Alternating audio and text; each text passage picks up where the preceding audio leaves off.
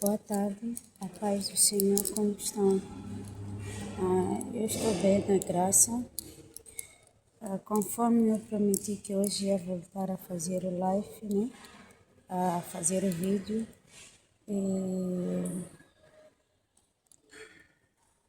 Eu penso mesmo que vocês ficam coisa porque tem certas coisas que às vezes, diante de um casamento, nós falamos que o casamento é que vem para... Quando estamos no casamento, temos uma coisa que se chama fortalecimento, né? O casamento não é só apenas só casar, só por querer ter um vestido bonito ou ter uma festa bonita, mas o casamento é aquilo que se diz constituir uma família. Como é que a gente faz para construir uma família? É através de ter amor ao próximo e amar a sua família de todo o teu coração e, acima de tudo, que teu companheiro, teu parceiro seja teu amigo, seu amante, seu namorado, tu consegues identificar tudo isso na mesma pessoa que você ama. Isso para dizer que o casamento é feito de dificuldade, casamento é feito de muitas batalhas, casamento é feito de muitas lutas, mas que nessas lutas não é que significa que é o fim, porque sabemos nós que quando nós juramos, dissemos na tristeza, na alegria, na doença e na pobreza, isso quer dizer quando a gente diz sim diante de Deus, aceitamos conforme como nós dissemos que aceito na tristeza, na doença, na pobreza, na alegria. É um compromisso que a gente faz para com Deus. Mas muitos acabam não saber qual é o compromisso que eles têm para com Deus, porque o que acontece? Eles, quando chega o momento de entram, se ponhamos que eles entram para fazerem coisa, fazem um compromisso diante de Deus, dizer que na tristeza, na alegria, na doença, muitas vezes algumas pessoas juram em vão. Para mim, o primeiro compromisso, quando eu estou diante do altar de Deus e faço, não é só com meu marido. O primeiro compromisso que eu tenho é para com Deus. O segundo é para com meu marido, que significa a fidelidade. Quando eu juro para o meu marido a fidelidade, é aquilo que a pessoa tem que se guardar, dependentemente de como você vai vivendo com seu parceiro. Mas a maioria das pessoas não conseguem fazer o que juram, muitas das vezes juram casamento em vão, porque a promessa que dão diante de Deus, dizer que na tristeza, na pobreza, na alegria, é em vão, nunca são sinceras, nem perante a Deus não são verdadeiras. A maioria casam porque é um propósito de trabalho, a maioria casam porque quer competir com a tal fulana que viu a fulana casar, então quer passar aquela pessoa, quer mostrar uma festa que vai poder mostrar aquela pessoa. E o casamento não é baseado nisso. O casamento não é baseado na festa, não é baseado no vestuário, mas casamento é um propósito que a gente tem que ter para com Deus. Que esse propósito, quando a gente tem esse propósito para com Deus, nós sabemos que o casamento é feito de tantas batalhas. Nessas batalhas, eu vou tentar dar um exemplo de uma coisa. Vamos ver os casais de há muito tempo. A maioria duravam mais ou menos, tinha outros que ficam 60 anos, ficam outros 50 anos, até chegam a fazer bodas de prata. E por que bodas de prata? Porque aquela pessoa entrou com um propósito dentro do casamento. Não entrou apenas só para celebrar a festa ou para mostrar aos outros que pode casar. Aí é que cometemos muitos erros, achar que o casamento é feita daquela festa, é feita de querer fazer competição, porque pode já mostrar para outras pessoas que tu podes fazer uma festa melhor. Não é isso, o casamento não é baseado nisso. O casamento, o propósito de Deus, quando a pessoa entra com um propósito no casamento, seja as dificuldades como não, a pessoa vai mantendo naquele casamento. A pessoa vai lutando para vencer aquelas batalhas. Mas quando não tem um propósito, é por isso que hoje em dia vemos muitas pessoas casaram um mês, passado o segundo mês já estão lá a pedir divórcio. Vemos pessoas hoje em dia que estão casadas 3 meses ou 6 meses, meia volta, já estão divorciados, porque não tiveram um propósito de casamento, não tiveram um propósito de querer construir uma família. Foi apenas por uma emoção ou foi apenas por uma ilusão. E quando casamos pela ilusão, as coisas acabam não dar certo. E tem alguns também que eu vou falar, vou colocar também um exemplo. Conheço várias pessoas que a maioria, na verdade, não casaram porque foi Deus que queria permitir aquele casamento. Casaram porque elas decidiram que elas podem casar, porque ela tem condições de querer casar, mas não porque queria casar para formar uma família.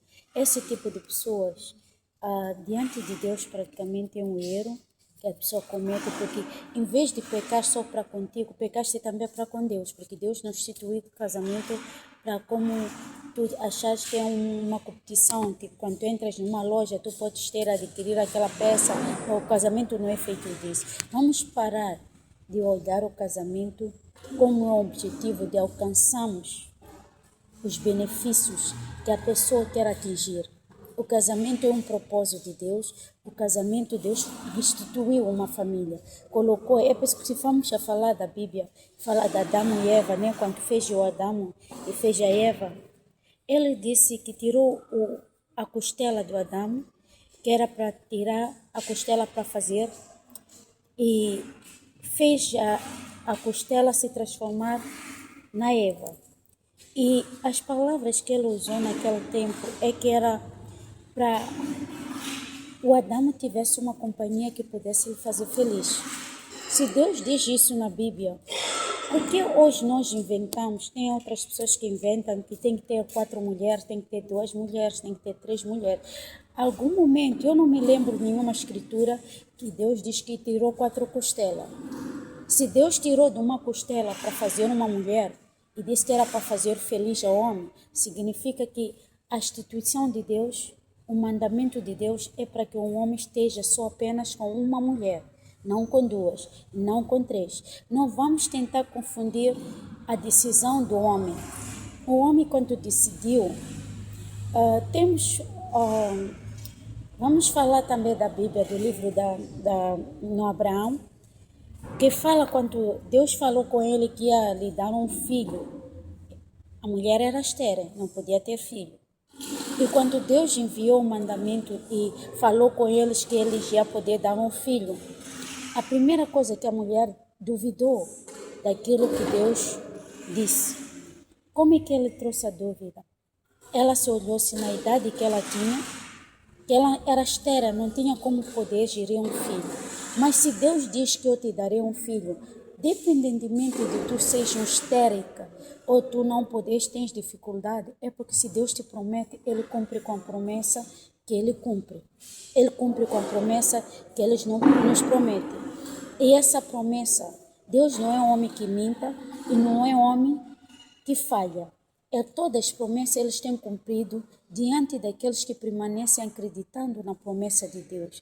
Mas alguns, ela quando se viu na idade que ela tinha, ela olhou para ela mesma, viu a idade dela e viu para a idade do marido. Ela decidiu entregar a serva dela, que era uma empregada, para se deitar-se com o marido. Não foi Deus que disse. Então vamos parar de querer confundir aquilo que tu decides fazer pela sua cabeça e com a decisão de Deus. Se eu coloco uma coisa, Deus fala comigo algo e eu depois dentro de mim decido colocar que eu quero fazer ou eu quero ajudar a Deus. Deus não é feito de ajuda, mas Deus é feita de tu teres a confiança e acreditar e teres a esperança na vida dele, que ele pode fazer tudo o que ele te promete, ele pode. Mas infelizmente tem alguns que não gostam de esperar em Deus, eles se precipitam, porque Deus demorou ou não perseverou naquela promessa que Deus deu para elas. A promessa de Deus também tem que baseando no teu comportamento. Como é que tu tens vivido diante de Deus? Qual é a postura que tu tens tido diante de Deus? Se tu não tiveres uma boa postura, eu vou voltar mais um pouco atrás na parte do casamento. Tu juraste a fidelidade ao teu marido, juraste a fidelidade à sua esposa, mas tu acabas não ser fiel à sua esposa. E como tu acabas não ser fiel à sua mulher? E a pergunta que eu faço, se tu não és fiel com a sua esposa ou com o seu marido, como é que tu colocas a mão de Deus nessa situação? A infidelidade é uma das coisas que acaba destruindo o casal e acaba trazendo também o lado. Dissemos que nós não conseguimos ver o lado financeiro. Como é que tu vais ter abençoada no lado financeiro se tu desagradas a Deus? Tu vives no adultério, tu fazes coisas que não agradam a Deus. Deus não é baseada nisso. Quando Deus diz que uniu, seja fiel ao seu parceiro e tu desagradas a Deus, vais lá procurar uma amante. Ao momento que você vai olhar para uma amante, você já colocou problemas dentro do teu casamento. E o primeiro problema que tu colocas, começas a ter problemas com a área financeira, começas a ter problemas com a área espiritual, porque até os maus espíritos habitam diante. Como é que os maus espíritos, gente? E eu não sei se vocês sabem, a ter relação sexual com uma outra pessoa que não seja a pessoa que tu juraste a fidelidade, você foi carregar mais de um demônio para a tua vida. Que esse demônio, quando você for a ouvir a Bíblia, aquilo que fala, se tu foste se deitar com um homem que não seja teu, já carregaste um demônio equivalente a 6 meses. E como é que imagina, aqueles que têm 2, 3, 4 mulheres, amantizam. Quantos demônios carregaram? Muitos dizem que desacreditam quando o demônio manifesta dizer que tem 4.000 demônios no corpo da pessoa. Mas aqueles 4.000 demônios que estão no corpo daquela pessoa é através da busca que a pessoa foi buscando. Porque quanta gente tem a conexão com uma pessoa que é diferente do nosso marido, nós vamos atrair os demônios que estão na vida daquela pessoa, passam para conosco. É troca de energias negativas. Mas muitos não sabem. Muitos pensam que estão a gozar a vida, muitos estão a fazer isso porque acham que é um capricho que elas estão a fazer. Mas isso não é apenas um capricho. Vamos parar de se enganar.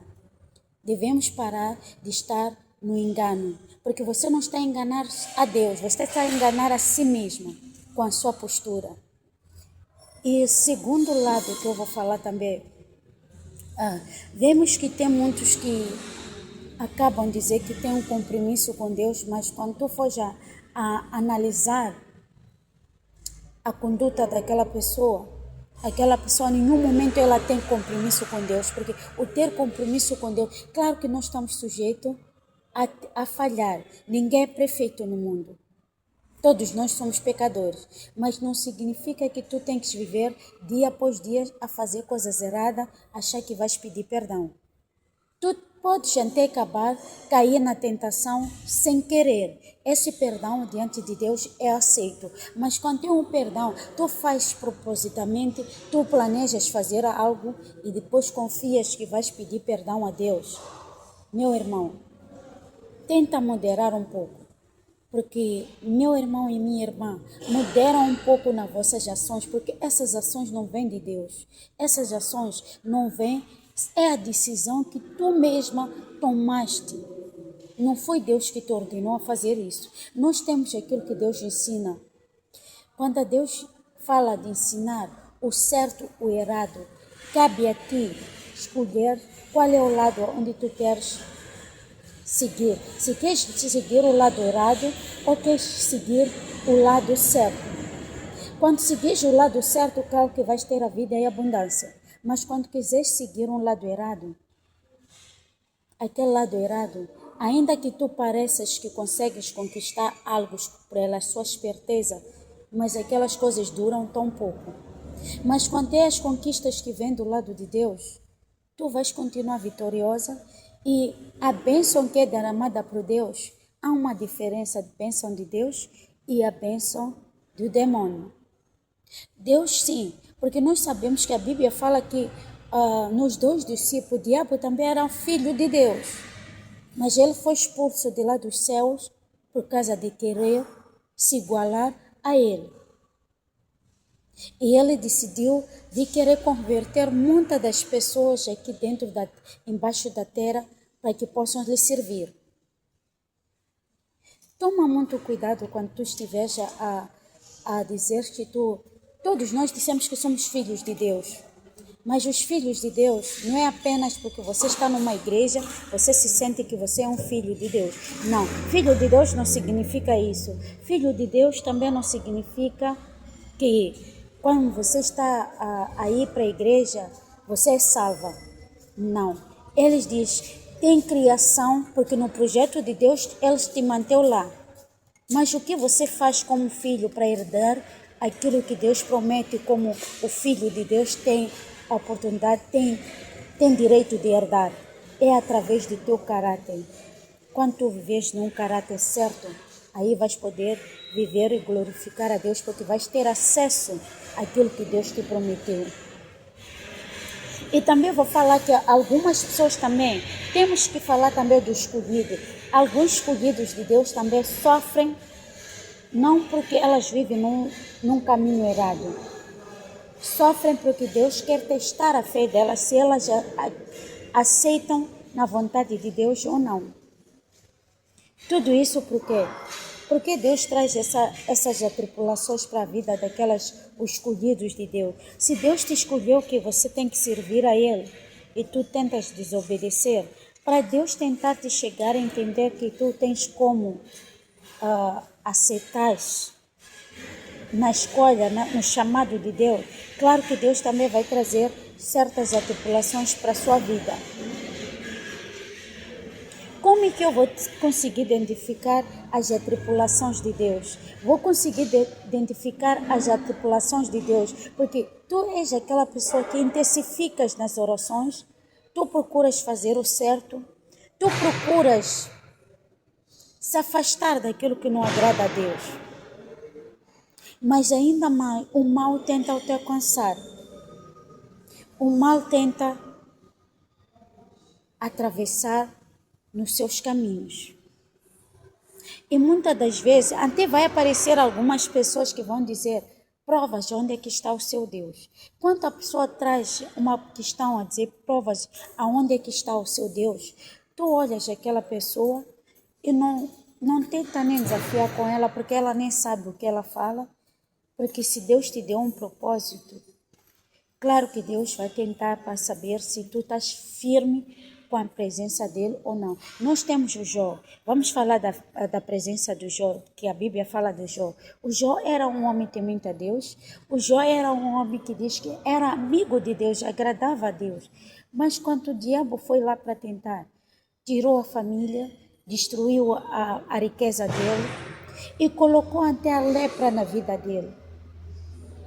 E até a própria mulher que ele estava casada disse, amaldiçoa o seu próprio Deus.